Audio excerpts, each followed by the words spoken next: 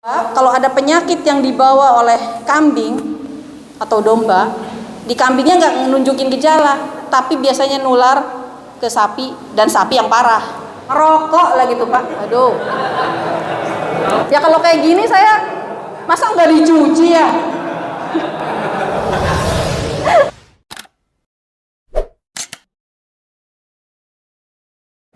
Alur proses penyembelihan, sengaja ini saya lengkap ya Pak ya materinya ya, supaya berbagi informasi, jadi Bapak tidak sepotong-sepotong.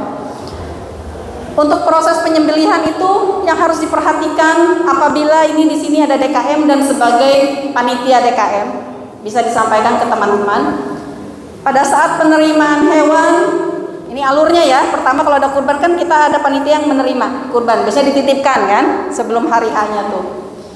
Ini dicek Pak, dicek kesehatannya yang tadi saya sampaikan. Jika kelihatan ada gejala PMK lagi parah, tapi panitia bingung Bu, mau nggak mau diterima aja, nggak enak ya misalnya. Berarti itu harus dipisahkan Pak, dibuat kandang khusus isolasi untuk yang sakit. Nih ya, nanti panitia DKM ya, atau juleha-juleha juga kan bisa menyampaikan juga ke DKM sekitar yang menyelenggarakan hewan kurban. Nah, dibuat kandang khusus untuk ternak yang datangnya sakit. Pada saat penerimaan dicek sehat enggak, kalau ada yang kelihatan rada-rada sakit atau apa dipisahkan dulu, apalagi gejalanya udah kelihatan kayak meler atau dipisahkan. Yang sehat dengan yang sehat. Nanti dibuat saja. Dibuat apa ya? Skemanya gitu ya, apa dibuat penempatannya. Yang sehat sebelah mana, yang sakit sebelah mana. Kemudian penampungannya Pak harus memperhatikan yang tadi menyinggung tentang kesejahteraan hewan. Jadi hak asasi hewan, hak asasi manusia kalau di orang. Penerimaan Bapak cek sehat tidaknya, apakah ada surat keterangan kesehatan dokternya, Bapak cek. Apabila ada gejala-gejala kelihatan kurang sehat, Bapak pisahkan, disiapkan kandangnya, kandang sendiri, isolasi untuk yang sakit. Kemudian di penampungan, kalau yang sehat berarti kan di penampungan. Itu Bapak buat memperhatikan kesejahteraan hewannya. Jadi Bapak buat ada penutupnya, ada tempat minumnya, ada tempat makan. Kalau kiranya masih lama, masih 2 hari dipotong, ya Bapak harus kasih makan. Kasihan, jangan mentang-mentang mau dipotong nggak dikasih makan. Nanti kalau nggak dikasih makan itu kalau sudah menjelang malam, besok mau dipotong berarti malam kasih minum aja, gitu ya. Nah ini nanti di tempat penyembelihan juga sama. Di tempat penyembelihan Bapak juga nanti saya ada gambar-gambarnya, Bapak bisa bisa jadi mudah-mudahan menginspirasi Bapak semua di tempat-tempat Bapak nanti pemotongan. Jadi nanti ada tempat penyembelihannya seperti apa, kemudian pemisahan daging jeroan juga seperti apa. Nanti saya kasih gambar-gambarnya ya Pak. Nah ini hak asasi itu tidak hanya di manusia, di hewan pun ada. Namanya kesrawan Pak, istilahnya kesejahteraan hewan. Bahkan Nabi pun menyarankan, ada hadisnya ya, mungkin kalau yang hafal hadis itu harus perlakukan hewan ternak ya, yang kurban atau ternak yang akan dipotong itu dengan ihsan. Ihsan itu apa? Ihsan itu keserawan Pak, kesejahteraan hewan. Kita mah agama kita mah udah duluan sebenarnya, tapi karena udah duluan jadi kita ngehenen ya Pak, yang ngehenen bahasa diamanya, bahasa Serang mah cuek aja lah gitu, udah biasa gitu. Jadinya orang luar yang bukan Islam yang malah menggaungkan keserawan. Nah ini keserawan itu Bapak harus memperhatikan, satu, ternak kita harus bebas dari rasa lapar dan haus, bebas dari rasa sakit, bebas dari rasa takut, bebas dari rasa ketidaknyamanan, dan satu lagi dia harus tetap bisa mengekspresikan nalurinya. Ingat itu Pak, di Islam itu Pak. Jadi sedih kalau saya ngelihat pas lihat kurban, melihat saya sedih, nggak tega saya. Karena kondisi di kita itu tahu sendiri apa ya, kalau mau kurban kan ditarik-tarik, dibetot-betot. Oke, ini Pak gambar yang tadi saya bilang untuk syarat penampungan. Nanti mudah-mudahan di sini tiap tahun banyak pemotongan, terutama di masjid ini, Nurul Arkom ini, bisa jadi mudah-mudahan jadi pertimbangan Pak untuk diperhatikan. Nah ini jangan dicampur ya Pak. Kalau domba-domba, kalau kambing-kambing, kalau sapi-sapi dibedakan. Pertama, namanya kalau hewan kecil dengan hewan besar, ketindes yang kecil ya Pak ya. Kedua, kalau ada penyakit yang dibawa oleh kambing atau domba, di kambingnya nggak nunjukin gejala, tapi biasanya nular ke sapi dan sapi yang parah. Itu kenapa tujuannya dipisah-pisah. Nah ini jangan pendek talinya Pak. Ada tempat makannya tapi talinya pendek. Ya gimana dia mau makan mau minum? Ya ini hal-hal kecil tapi sengaja saya share untuk saling mengingatkan saja. Ini kalau ada yang datang diturunin dari mobil, ini Kesrawan ini Pak, Ihsan ini. Kalau ada yang turunin dari mobil, jangan disuruh anjlok Pak. Saya aja nggak mau Pak suruh anjlok dari mobil. Ya, apalagi ini dia hewan itu pertama udah takut duluan, disuruh anjlok dia bisa patah. Ya dibuatkanlah ya buat pijakannya ya supaya dia bisa turun dengan aman, tidak melukai. Dibuatkan ini masalah, masih ada yang kosong, tetap nganjlok dia. Ini tali yang digunakan Pak. Nanti kalau Juleha mau motong, lihat panitianya narik sapinya pakai tali yang ini, jangan Pak, kasihan, sakit ini tali yang ini ya. Pakai tali yang kalau ini bisa rahet, nanti kulitnya bisa luka. Oke, perobohan. Kalau di sini dirobohinnya gimana Pak? Atau bapak-bapak pengalaman gimana ngerobohinnya? Dibanting atau di smackdown atau dipancras kakinya supaya gitu? Jahat itu Pak. Saya bilang jahat. Jangan ya Pak ya. Karena PMK, jadi saya menyisipkan sesuai dengan surat edaran bahwa ini pasti bapak-bapak bukan di RPH kan kalau kurban di luar RPH.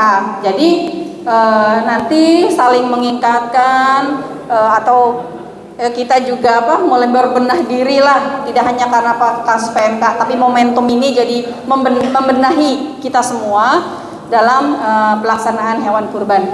Nah ini untuk daerah tertular, daerah wabah tertular, daerah terduga, daerah bebas, kita sekarang harus ada prosedurnya, ya.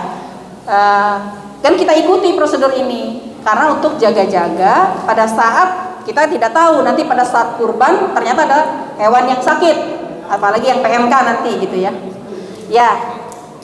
Nah ini nanti tolong di panitia kurban nanti disiapkan untuk perebusan Pak Panca. Kalau nanti ya bapak-bapak ya disiapkan untuk perebusan karena kalau ada yang sakit PMK, kepala, kaki, tulang, ekor itu harus direbus. Supaya apa? Supaya virusnya mati. Dan ini untuk yang dagingnya itu harus segera ditangani, ya.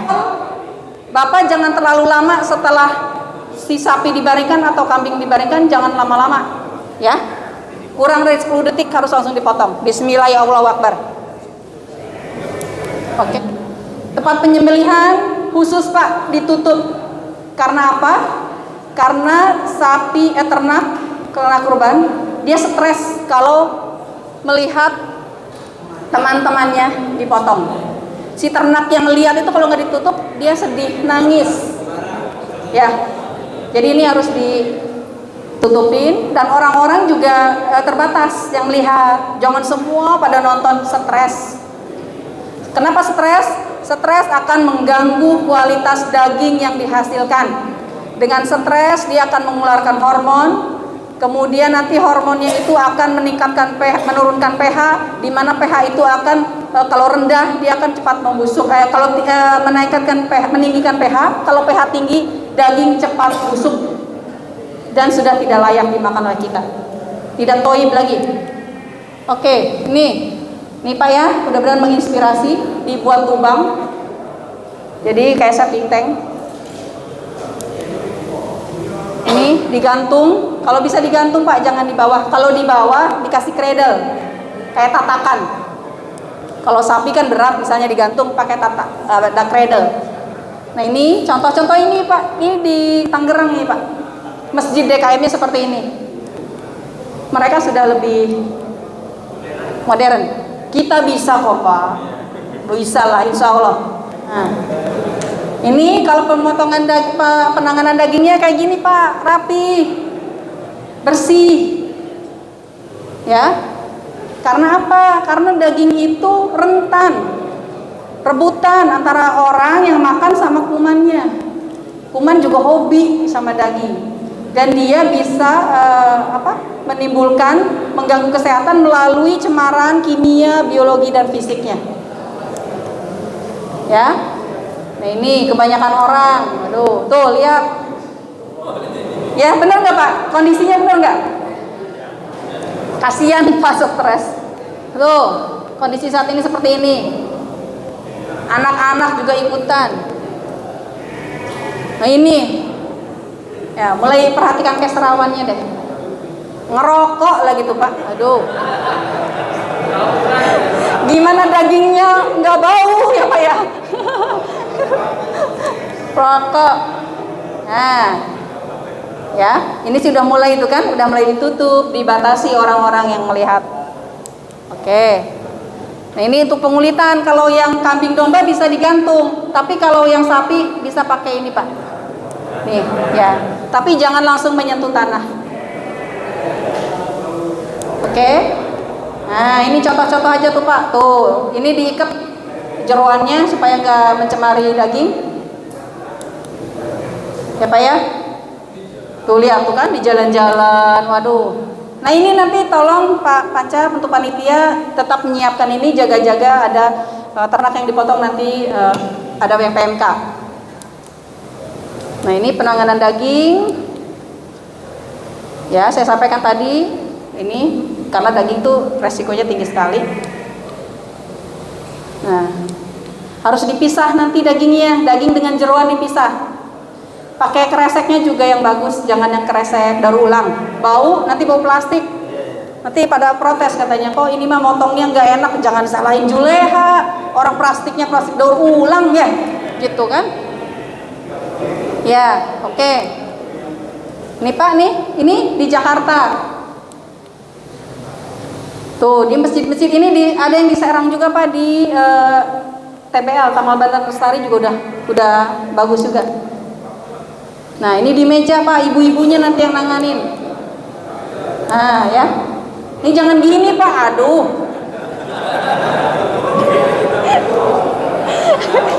Saya nggak tega makan dagingnya juga ya.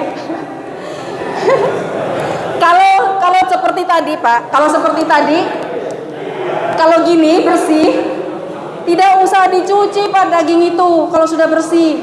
Kalau yang nanganin dari pertama sampai daging itu bersih, tidak usah dicuci. Justru kalau dicuci alot dan nanti mudah basi gitu. Karena air itu kan disenangi kuman. Nah, ya kalau kayak gini saya masa nggak dicuci ya?